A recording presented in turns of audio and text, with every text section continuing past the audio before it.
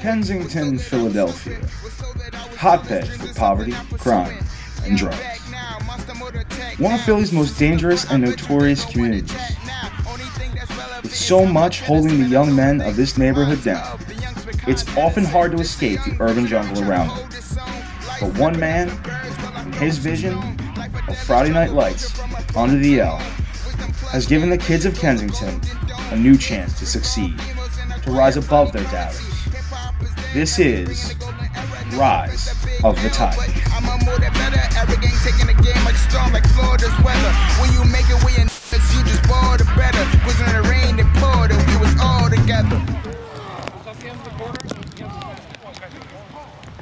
Oh, they saw this walking around. The game we had yesterday was a cold, wet mess. My last game, injured another dude, forced fumble, but it was all for fun. And it was hell cold out there.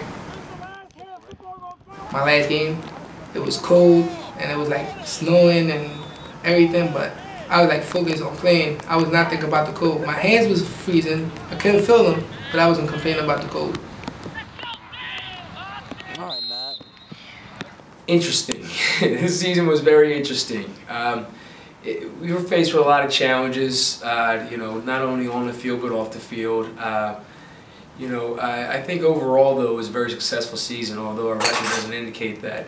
I think it was a very successful season because the team came together. Despite the numb limbs, injuries, and turnovers, the Tigers' final matchup against Northeast will be an everlasting and fond memory of not only that snowy afternoon on Cottman Avenue, but the team's entire season as a whole. With that final definitive game now behind them, the senior members of the Kensington football team reflect back on their time and look forward to the next chapter of their lives. I learned that I have to be a leader and be different and show that you don't have to be wild to get recognized. You can get recognized for positive things, and I don't have to worry about doing bad things to get attention. I can do good things to get attention and show other students that they can do good. So I have people follow me and follow the good path on going to college and succeeding in life. The greatest memory is just being around the team and riding on the bus to the games and getting ready, preparation, knowing that you're 5 minutes away from the game and everybody's quiet on the bus and getting ready and everybody's getting in their zone for the game and everybody's quiet and thinking and focused and listening to music, getting amped up and doing their pre-game rituals on the bus. So that was, I think that was the best experience as me as a player. It doesn't matter where you're from, as long as you keep in the right path, you can make it anywhere. You know, you can come from the bottom straight out of the garbage, and you can wear yourself to being gold.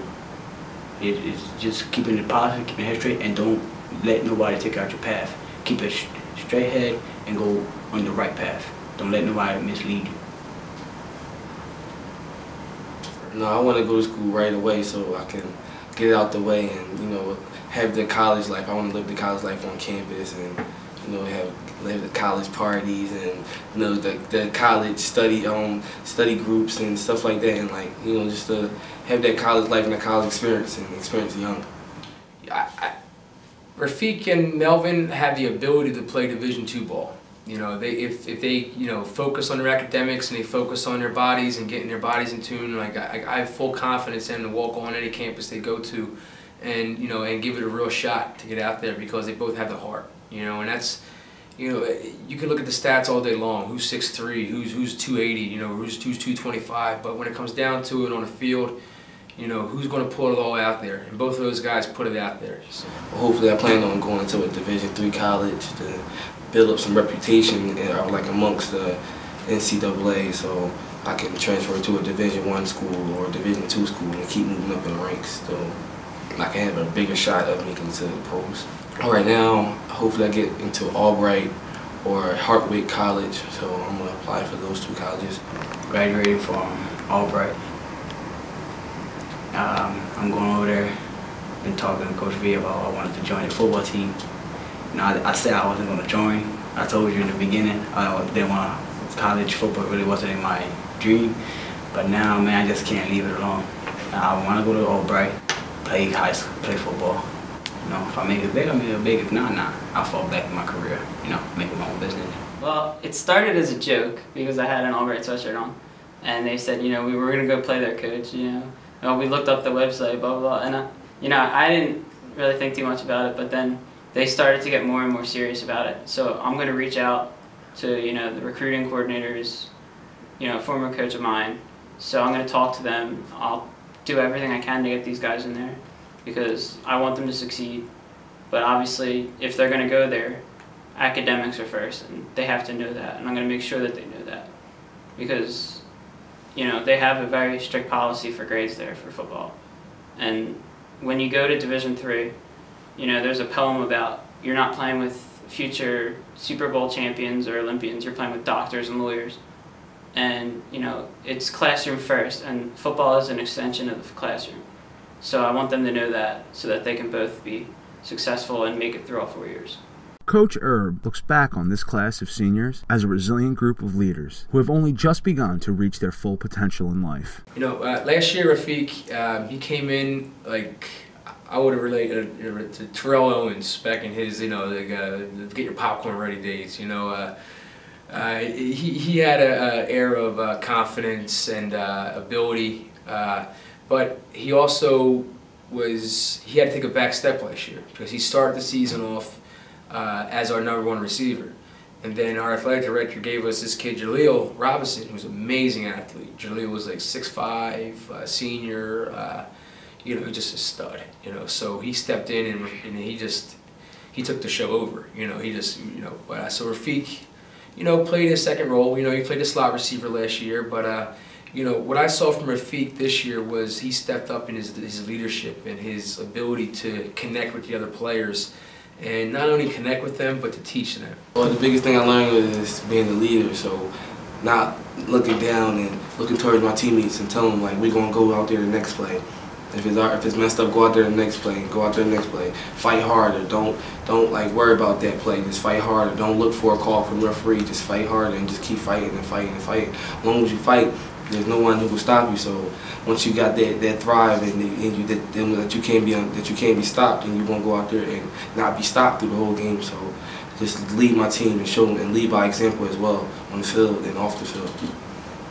Hopefully I can teach students and help get kids off the streets like show them that you don't have to go towards that route of drug dealing, because nowadays children be like, I don't want to do drugs, so I'll go out there and sell them. And instead of that, so I'd rather go the way of you can play sports and it's another way out of this neighborhood and this environment, because drugs can only lead you to jail or dead. So I'd rather you do the positive thing and do something that's legal that can help you in the long run and long term, and that way that first paycheck would be that one paycheck that can take you out of wherever you at and put you in a good position. So, you know, like I've said before, Melvin has always been this consummate, just hard, just professional out in the field. Like he gets like even when he gets angry, he controls himself, you know, and the younger guys see that, you know. So and I talk about it a lot in the field, controlled aggression. And Melvin's been a perfect example of that for the 2 years we had him. Santiago is about perseverance. You know, he's not somebody who's gonna give up. Never give up on somebody. If I believe in you and I believe in something, I'm not gonna give it up. You know, I'm a person that's trustworthy. Just all that, I believe. You know, I like to think myself, keep it positive. I don't like to keep it negative. I like to believe in people, give them second chances, and I'm not a doubter. I like to believe it. Melvin he's a great kid, you know, and he's going to be a great man, you know, and that's where I see Melvin headed. He's going to be a great man, not only for himself and his family, but for his community. And I expect huge things out of Melvin, Santiago. As the seniors put Kensington in their rearview mirror, Coach Erb continues his journey towards a varsity program and Friday Night Lights under the L. You know, who don't I see stepping up next season? You know, that's the way I'm looking at it. You know, the way I'm looking at these kids right now is they're all going to be stepping up. And as far as particularly, you know, Lorenzo's a beast. You know, Lorenzo's a man. You know, and you got like Josh Rodriguez coming back. You got Brandon. You know, he's a sleeper. Don't sleep on him. You know, you got Orlando coming back. You got like all these kids coming back. You got Squirrel Man, the legend of Shannon Squire. You know, grows. You know, and Of course, Antonio's going to be back. God willing. He had to go through some serious surgery on his femur bone and had 2 screws implanted right above his growth plate.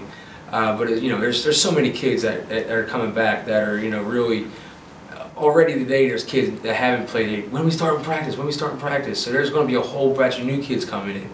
And with the leadership of the seniors this year that exhibited to the younger guys, like Matt Santiago is coming back next year. And the leadership he showed out there this year, his first year, it's just like, it was incredible, and I expect big things from Randy next year, Asa, there's so many guys. It's like, and I'm sure I'm forgetting Dejan, it's like, I can name them all, like these guys are all going to be working their tails off all summer long, all winter long to get ready. We're going to be going to 7-on-7 camps, we're going to be doing anything available for us, we're going to be going to, we're looking at like getting these kids scholarships to go to these university camps in the summertime, so. In the summertime, I'm not allowed to practice with them, but we're going to have captains. They're going to run captains practices on their own. So when I am allowed to get back up there with them on August 13th, our physicals will be done. We don't have that issue again, and we're going to get to work. And next year hopefully will be our last season as JV, and then we'll move to varsity in 2014, and we're going to come. We had a saying in our fraternity, in my fraternity in college, like regardless of your past accomplishments, you're required to prove yourself every day. And that's kind of my mantra with these guys. I don't care what you've done before. It's great if you're a Pop Warner All-Star, but it's a whole other ball game we're talking about. So what I would say to these 8th graders, these 7th graders looking to come to high school and come to Kensington and play high school, I would say get ready, because it's going to be work. It's going to be work, and it's going to be the best experience of your life.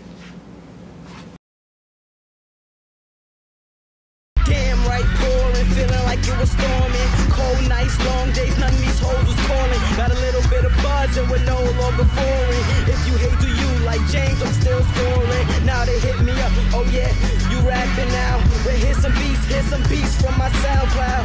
But me, I'm just adding to my craft, trying to give advice like crack it is whack.